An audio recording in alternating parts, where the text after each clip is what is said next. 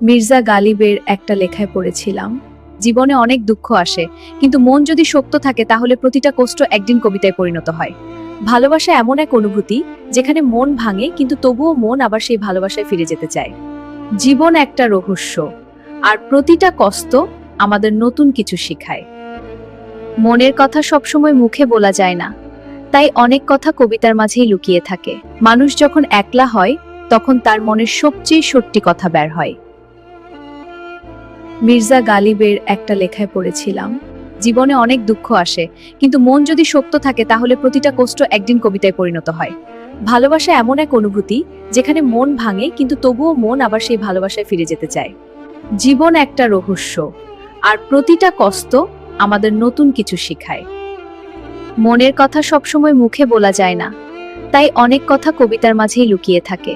মানুষ যখন একলা হয় তখন তার মনের সবচেয়ে সত্যি কথা বের হয়।